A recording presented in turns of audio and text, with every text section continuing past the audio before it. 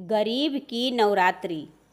हरिहर बहुत ही सज्जन और दयालु पुरुष थे। जैसे ही हरिहर सज्जन और दयालु पुरुष थे, वैसे ही उनकी पत्नी कमलावती भी थी।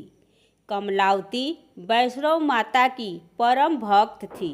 हरिहर तो गांव के थे, लेकिन हरिहर का नौकरी लगने से वे शहर में आकर बस गए थे। दोनों पति पत्नी को कोई चीज़ की कमी नहीं थी, पर उनका एक भी संतान नहीं थे। इसलिए दोनों पति पत्नी संतान न रहने से हमेशा दुखी रहते थे। अगले साल पावन नवरात्रि आ गया और कमलावती ने नवरात्रि का व्रत रखी और दुर्गा माँ की पूजा विधि विधान से की और दोनों हाथ जोड़कर माँ दुर्गा से प्रार्थना की, हे जगदम्बे जगजननी, आपने तो हमें सब कुछ दिया है, पर एक चीज़ आपने नहीं दी है, ये है संतान।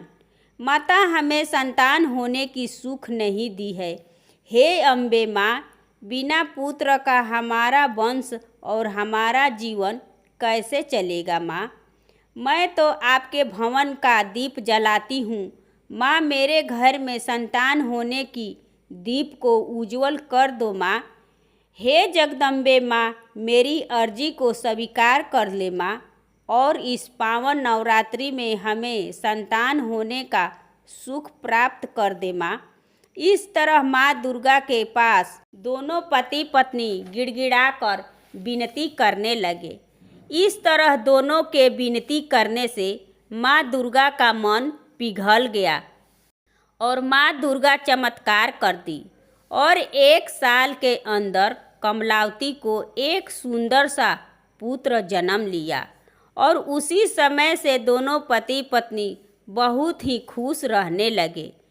पुत्र को जन्म लेते ही दोनों बहुत ही धूमधाम से आस पड़ोस के में मिठाइयाँ बाँटे और नाच गाना भी हुआ और गरीबों को दान भी किए। ऐसे रहते रहते बच्चे 2 माह का हो गया। तब हरिहर ने अपने पत्नी कमलावती को बोले कि चलो बच्चे का मुंडन करवा लेते हैं, क्योंकि अब मेरा पुत्र 2 महीना का हो गया है। तब कमलावती ने बोली कि हाँ जी, चलिए अब हम दोनों अपने पुत्र को मुंडन करवाते हैं।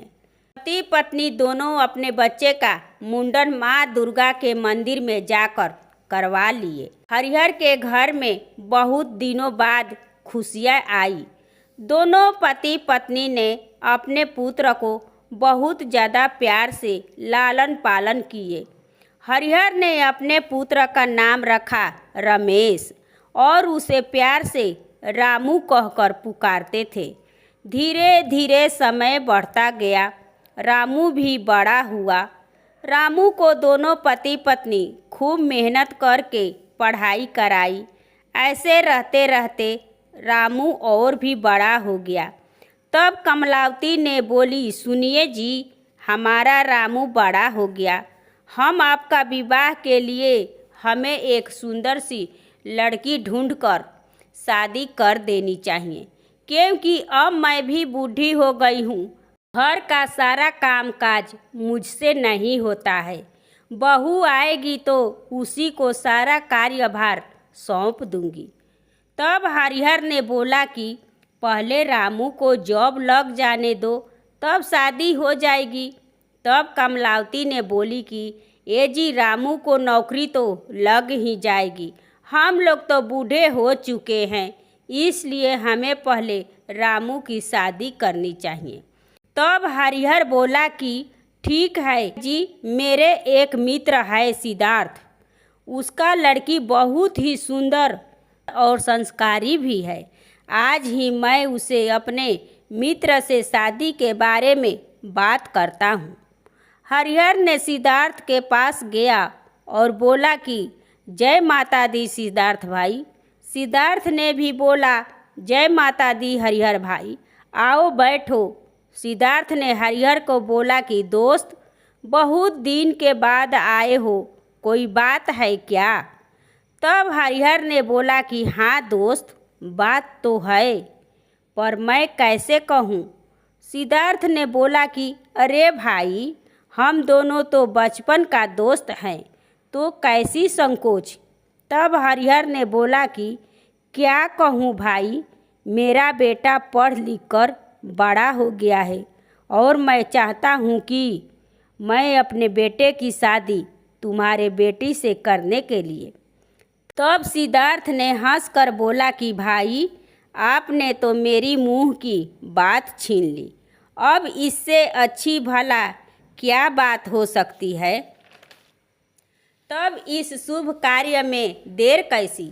दोनों दोस्तों ने शादी की बात तय कर लिए।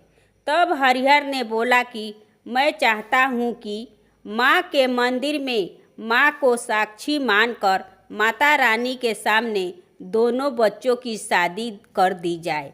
सिद्धार्थ भी बोला कि ये तो बहुत बढ़िया है भाई। इस तरह से दोनों परिवारों ने मिलकर अपने बच्चे की शादी कर दी।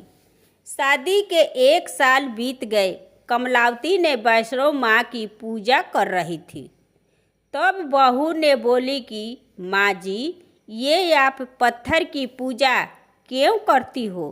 तब कमलावती ने बोली कि खबरदार बहू, इसे पत्थर बोली तो ये तो वैष्णो माँ है। बहू ने गुस्सा होकर अपने कमरे में जाकर बैठ गई। फिर रामू भी कमरे में आया और बोला कि क्या बात है रीना। तब रीना ने बोली कि आपका नौकरी मिला। तब रामू ने बोला कि नहीं, आज भी नहीं मिला। तब रीना ने कही कि कैसे मिलेगी, आपकी माँ तो पत्थर की पूजा करती है। आजकल के ये लोग हैं, हम लोग पत्थर पर विश्वास नहीं करेंगे। तुम जाओ अपनी माँ को पत्थर की पूजा करने से मना कर दो। रामू ने रीना की बातों में आ गया। जाकर अपनी माँ को बोला कि माँ, आप ये क्या कर रही हो। माँ ने बोली कि बेटा, मैं पूजा कर रही हूँ, तुझे दिखता नहीं है क्या। तब रामू बोला, माँ, आज के बाद इस घर में पत्थर की मूर्ति की पूजा नहीं होगी, मैं कह देता हूँ।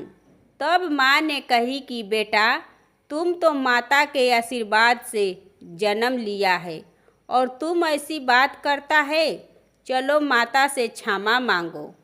तब रामू ने बोला कि आज तक ये मुझे क्या दिए हैं, मुझे तो एक नौकरी भी नहीं मिला। अगर ये माता सच्ची है तो आप बोलो मेरा कार्य सफल कर दे, मुझे नौकरी मिल जाए। तभी वहाँ पर रामू के पिताजी आ गए और रामू को डांटने लगे कि तुम माँ से ऐसी बातें क्यों करते हो। माँ के आशीर्वाद से ही तुम जन्म लिए हो। आज के बाद इस घर में ऐसी बातें कभी मत कहना और माँ की पूजा इस घर में हमेशा होगी। तब रीना ने बोली कि अब तुम अपने माँ पिताजी को वृद्ध आश्रम में छोड़ दो। तब रामू ने बोला कि नहीं, ये सही नहीं है, मैं अपने बूढ़े माता पिता को आश्रम नहीं छोड़ सकते। रीना की सारी बातें सुनकर रामू के माता पिता ने सुन लिए। रामू की माँ अपने बहू को बोली कि बहू, नवरात्रि के बाद हम दोनों वृद्ध आश्रम चले जाएंगे, बस कुछ दिन के लिए हमें समय दे दो। कमलावती ने नवरात्रि के दिन मंदिर को सजावट पूरी श्रद्धा से पूजा की और बोली कि हे माँ, मेरे बेटे की गलती को क्षमा कीजिए और मेरी बहू को ऐसी कोई चमत्कार कीजिए कि वे आप पर विश्वास करने लग जाए। माता ने कमलावती की बात सुन ली। अगले ही दिन डाकिया ने लेटर लेकर आ गया। रामू की नौकरी लग गई। रामू बहुत ही खुश हो गया। तब माँ बोली कि ये माता रानी की कृपा है, जाओ इस लेटर को पहले माँ के चरणों में रख दो और माँ को प्रणाम करो। तब रीना को अपनी गलती का एहसास हुआ कि सच में मैं गलत थी, ये सब माता रानी की कृपा से चमत्कार हुआ। तब बहू ने माता रानी के पास जाकर बोली कि हे जगत जननी, मुझसे भूल हो गई है, मुझे क्षमा कर दो। मैं अपने बूढ़े सास ससुर के बारे में ऐसी बातें कही, मुझे क्षमा कर दो सासू माँ। सासू माँ, आपने मेरी आंखें खोल दी, मुझे दिखा दिया कि वैष्णव माँ की महिमा क्या है। सास ससुर ने अपनी बहू की आशीर्वाद दिया और कहा कि बहू, वैष्णव माँ की हमेशा पूजा करना। वैष्णव माँ अपनी भक्तों को कभी निरादर नहीं करते हैं, सभी की मनोकामना को पूर्ण करती है। सभी प्रेम से बोलो, जय पहाड़ों वाली माता की जय, शेरा वाली माता की जय, माँ तेरी सदा ही जय। ये है गरीब की नवरात्रि की कहानी। दोस्तों, ये कहानी कैसी लगी कमेंट करें, मेरे चैनल को सब्सक्राइब एवं वीडियो को लाइक करें और ज़्यादा से ज़्यादा शेयर करें। धन्यवाद।